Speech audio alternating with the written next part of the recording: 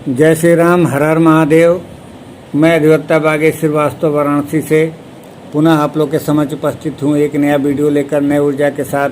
और मुझे विश्वास है कि आप लोग भी ऊर्जावान होंगे। हम लोग चर्चा कर रहे थे भारतीय न्याय संहिता सन 2023 के अध्याय 17 का संपत्ति के विरुद्ध अपराधों के संबंध में, जिसमें हम लोगों ने चोरी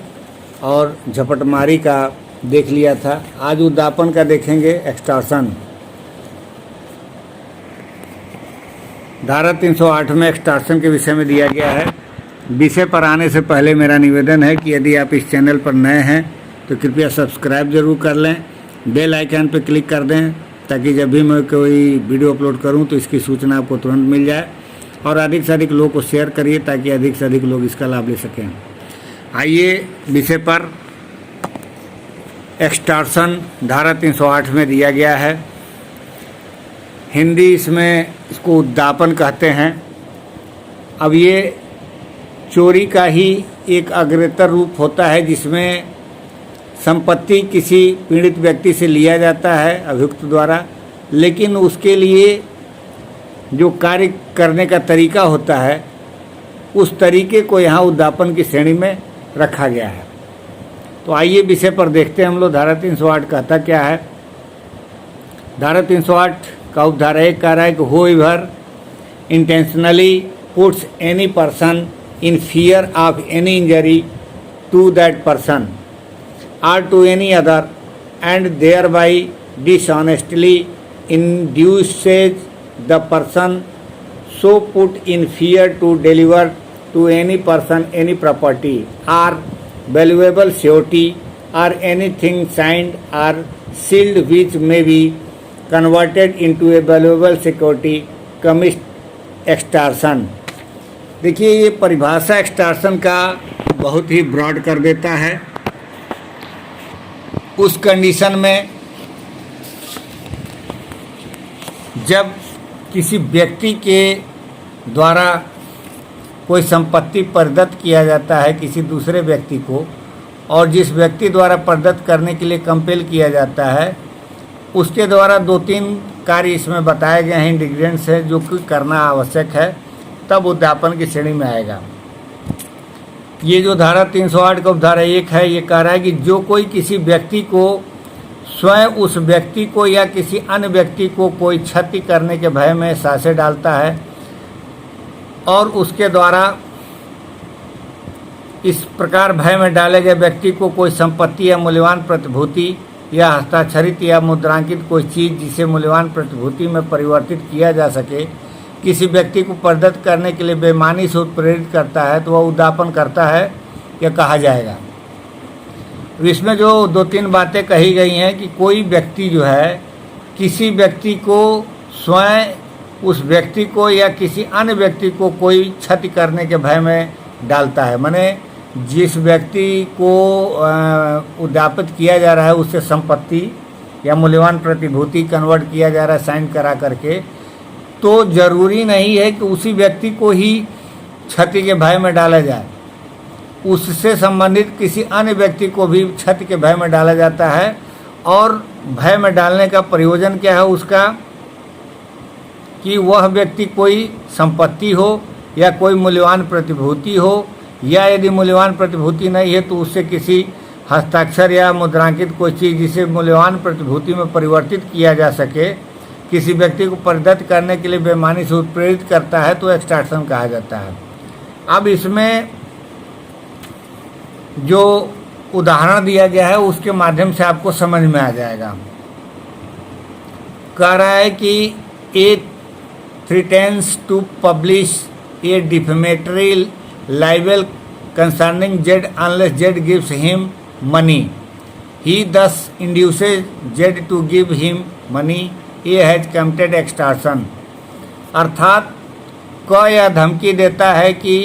यदि यह ने उसको धन नहीं दिया तो वह यह के बारे में मानहानिकारक अपमान लेख प्रकाशित करेगा।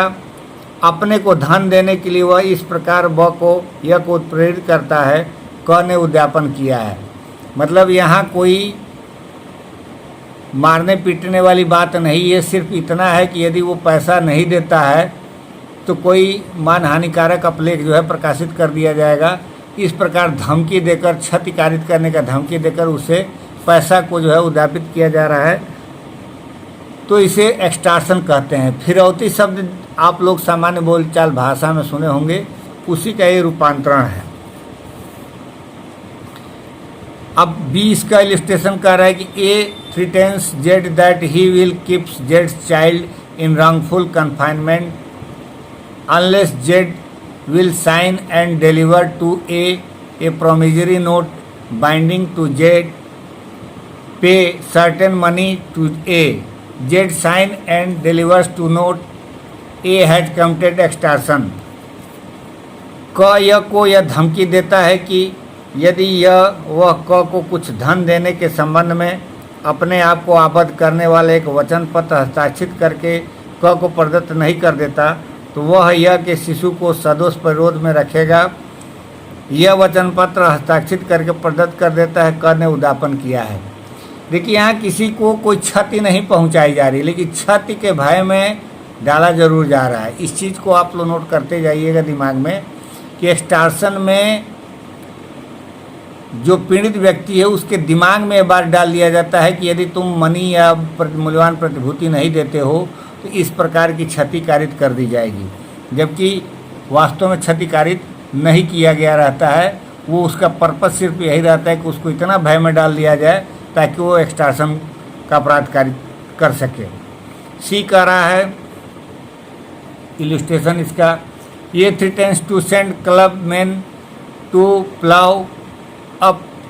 Jades field unless Z will sign and deliver to Z to be a bound binding Z under a penalty to deliver certain produce to B and thereby induces Z to sign and deliver the bond, A has committed extortion. क यह धमकी देता है कि यदि यह ख को कुछ उपज प्रदत्त कराने के लिए शास्तियुक्त बंधपत्र हस्ताक्षरित नहीं करेगा और ख को न देगा, तो वह यह के खेत को जोत डालने के लिए लठैत भेज देगा और उसके द्वारा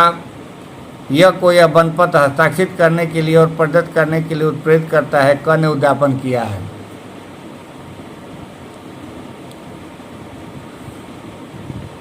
अब डी इसका कह रहा है illustration, A by putting Z in fear of grievous hurt dishonestly induces Z to sign or affix his seal to a blank paper and delivered it to A. Z sign and delivers the paper to A. Here, as the paper so signed may be converted into a valuable security, A has committed extortion. यहाँ पर भी ये कह रहा है उदाहरण के माध्यम से कि क य को घोर उपहति करने के भय में डालकर बेईमानी से य को उत्प्रेरित करता है कि वह एक कोरे कागज पर हस्ताक्षर कर दे या अपनी मुद्रा लगा दे और उसे क को प्रदत्त कर दे। यह उस कागज पर हस्ताक्षर करके उसे क को प्रदत्त कर देता है। यहाँ इस प्रकार हस्ताक्षरित कागज मूल्यवान प्रतिभूति में परिवर्तित किया जा सकता है, इसलिए क ने उद्यापन किया है। अब इसके बाद नेक्स्ट जो इसका उदाहरण है वो ये कह रहा है, A threatens Z by sending a message through an electronic device that your child is in my possession and will be put to death unless you send me 1 lakh rupees. A thus induces Z to give him money. A has committed extortion. क यह को किसी electronic device के माध्यम से यह संदेश भेजकर धमकी देता है कि तुम्हारा बच्चा मेरे कब्जे में है और उसे मार दिया जाएगा यदि तुम मुझे 1 लाख रुपए नहीं दे देते हो। क इस प्रकार यह को उसे पैसे देने के लिए उत्प्रेरित करता है। क ने उद्यापन किया है। इन जितने भी उदाहरण को हम लोगों ने देखा, उस किसी में भी उस अपराध को कारित नहीं किया जाता है, केवल उसको पीड़ित व्यक्ति के दिमाग में इस बात का भय डाल दिया जाता है कि यदि वो इस प्रकार से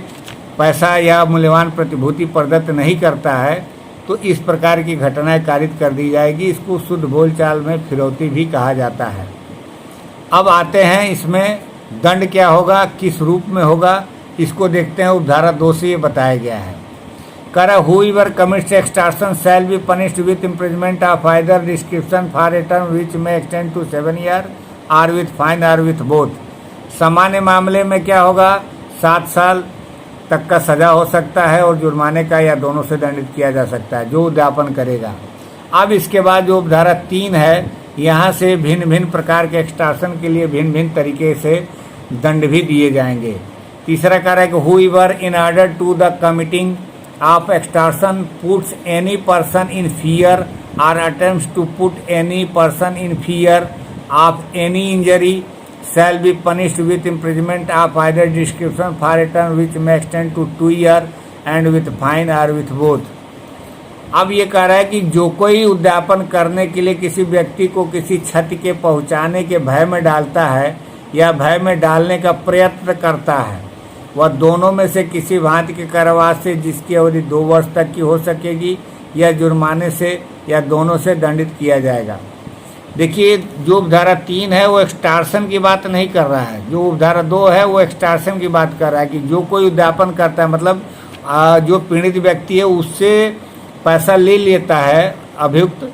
उद्यापन के माध्यम से, तब उपधारा 2 उसमें लागू होगा। लेकिन यहाँ उपधारा 3 क्या कर रहा है कि वहाँ उसके पास पैसा भी पहुँचा नहीं है, सिर्फ इतना ही किया है उसने कि उद्यापन करने के लिए क्या किया है, किसी व्यक्ति को क्षति पहुँचाने के भय में सिर्फ डाला है या डालने का प्रयत्न किया है, तो उस कंडीशन में कह रहा है कि 2 वर्ष तक का सजा हो सकेगा और जुर्माने का भी दंड की व्यवस्था है। अब उपधारा 4 कह रहा है कि whoever in order to the committing of extortion puts or attempts to put any person in fear of death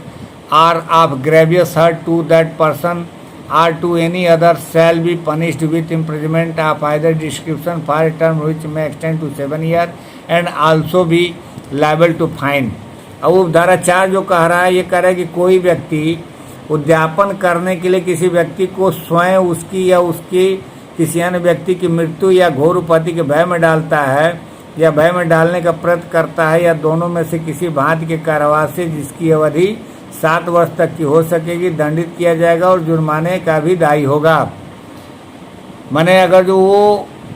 पीड़ित व्यक्ति को मृत्यु का भय दिलाता है या घोर उपत्ति का कि भैया अगर जो पैसा नहीं दोगे तो तुमको जान से मार देंगे या तुम्हारे बच्चे को जान से मार देंगे, इस तरह का करता है, तब वहाँ पर अपराध क्या हो जाता है, भले ही वो एक्सटॉर्शन नहीं किया है लेकिन इस तरह का अटेम्प्ट कर दिया है या इस तरीके का उसने भय में डाला है, तो वहाँ पे ये कह रहा है कि इसके लिए 7 वर्ष तक का सजा हो सकता है और जुर्माने का भी। अब 5वां देखिए, इसका उपधारा कह रहा है कि whoever commits extortion by putting any person in fear of death or grievous hurt to that person or to any other shall be punished with imprisonment of either description for a term which may extend to 10 years and shall also be liable to fine। अब जो उपधारा 5 है, ये कह रहा है कि जो कोई किसी व्यक्ति को स्वयं उसकी या किसी अन्य व्यक्ति की मृत्यु या घोर उपत्ति के भय में डालकर उद्यापन करता है। अब यहाँ उद्यापन की बात आ गई, वहाँ उपधारा 3 और 4 में उद्यापन नहीं किया था, लेकिन यहाँ पे क्या किया है, उद्यापन तो किया है लेकिन किस तरीके से किया है, घोर उपत्ति का या मृत्यु के भय में डालकर किया है, तब वो दोनों में से किसी भांति के कारावास से जिसकी अवधि 10 वर्ष तक की हो सकेगी दंडित किया जाएगा और जुर्माने से भी दायी होगा। उपधारा 6 इसका कह रहा है कि whoever in order to the committing of extortion puts or attempts to put any person in fear of a accusation against that person or any other of having committed or attempted to commit an offence punishable with death or with imprisonment for life or with imprisonment for a term which may extend to 10 years shall be punished with imprisonment of either description for a term which may extend to 10 years and shall also be liable to fine।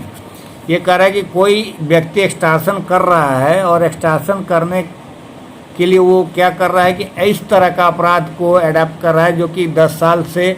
कम का सज़ा नहीं है, जिसमें या मृत्यु या जीवन कारावास तक का उसमें सज़ा हो सकता है, इस तरह का अपराध करके वो एक्सटॉर्शन कर रहा है, तो उसके लिए कह रहा है कि जिसकी अवधि 10 वर्ष तक की हो सकेगी कारावास से और जुर्माने से भी दायी होगा। मेरी बात आप लोग को समझ में आ रही है? मैं विश्वास कर सकता हूँ, क्योंकि इसमें थोड़ी थोड़ी बातों को लेकर के दंड का स्वरूप बदल जा रहा है। अभी तक हम लोगों ने देखा कि भैया वो मृत्यु या आजीवन कारावास घोर उपाधि के भय में डाल करके ये कर रहा था, तब भी 10 साल का सज़ा था। और आगे जो धारा 6 बता रहा है वो इस तरह के कह रहा है कि यदि कोई एक्सटॉर्शन कर रहा है और उसमें जितने भी भारतीय दंड संहिता या किसी अन्य अपराध में कोई इस तरह का दंड है जो कि तरीके अपनाए जाने पे मृत्युदंड या आजीवन कारावास या 10 वर्ष से ऊपर का कारावास का सज़ा हो सकता है, उस तरीके का अपना करके अगर ये उद्यापन कर रहा है या एक्सटॉर्शन कर रहा है, तब उस कंडीशन में 10 साल तक का सज़ा हो सकेगा और जुर्माने का भी दायी होगा। 7वां इसका कर whoever commits extortion by putting any person in fear of an accusation against that person or any other of having committed or attempted to commit any offence punishable with death or with imprisonment for life or with imprisonment for a term which may extend to 10 years or of having attempted to induce any other person to commit such offence shall be punished with imprisonment of either restriction for a term which may extend to 10 years and shall also be liable to fine। अब यहाँ पे जो धारा 7 है, अभी तक तो वहाँ धारा 6 में धारा 6 में ये बताया गया था कि उस तरीके का प्रयोग करने पर होगा। यहाँ पे क्या कह रहा है कि जो कोई किसी व्यक्ति को स्वयं उसके विरुद्ध या किसी अन्य व्यक्ति के विरुद्ध या अभियोग लगाने के भय में डालकर कि उससे कोई ऐसा अपराध किया है या करने का प्रयत्न किया है जो मृत्यु से या आजीवन कारावास से या ऐसे कारावास से जिसकी अवधि 10 वर्ष तक की हो सकेगी दंडनीय है, या यह कि उसने किसी अन्य व्यक्ति को ऐसा अपराध करने के लिए उत्प्रेरित करने का प्रयत्न किया है, उद्यापन करता है और दोनों में से किसी भांति के कारावास से जिसकी अवधि 10 वर्ष तक की हो सकेगी दंडित किया जाएगा और जुर्माने का भी दायी होगा। जैसा कि इसको एक उदाहरण से हम समझ सकते हैं कि कोई महिला है किसी पुरुष से ये कहती है कि तुम 2 लाख रुपया दे दो, नहीं तो तुमको रैप केस में फंसा दूंगी। यहाँ पे यह बात जो है और उसके कहने पर वो 1 लाख रुपया दे देता है, तो ये जो अपराध कारित किया गया है ये इस उपधारा 7 के अंतर्गत आता है। यानी कि किसी अभियोग में फंसाने का धमकी दे करके किसी से उद्यापन करने की बातें कर रहा है। वह धमकी क्या होगा? ऐसे केस में जिसमें मृत्युदंड से या जीवन कारावास से या जो ऐसी अवधि के जो 10 वर्ष से अधिक के कारावास के दंड से दंडनीय अपराध के लिए दायी होता है, उस तरह की कोई धमकी दे करके यदि उद्यापन करता है तो यहाँ पर उपधारा 7 में कह रहा है कि ऐसे मामलों में भी 10 साल तक का कारावास हो सकता है और जुर्माने का भी दायी हो सकता है। इस प्रकार जो धारा 308 था हमने समझने और समझाने का प्रयास किया। मुझे विश्वास है कि आप लोग को भी मेरी बात ज़रूर समझ में आई होगी। बेयर एक्ट एक बार आप लोग ज़रूर पढ़िएगा, पुराने अधिनियम में जो कमेंट्री होगी उसको देखिएगा, उसमें बहुत केसेज हैं। नए भी कई ठो हाई कोर्ट और सुप्रीम कोर्ट के इस पे केसेज आ गए हैं, चूँकि समय बड़ा कम रहता है, नहीं तो मैं इसको पुटअप करता ही कम समय में इन सारे चीज़ों को करना संभव नहीं होता है। जब ये सब वीडियो अपलोड कर देंगे तो उसके बाद मैं एक बार केस लॉ पर ही वीडियो बनाऊंगा, उसको भी आप लोग जरूर देखिएगा। मिलते हैं अगले वीडियो में नए ऊर्जा के साथ, तब तक के लिए इजाज़त दीजिए। धन्यवाद।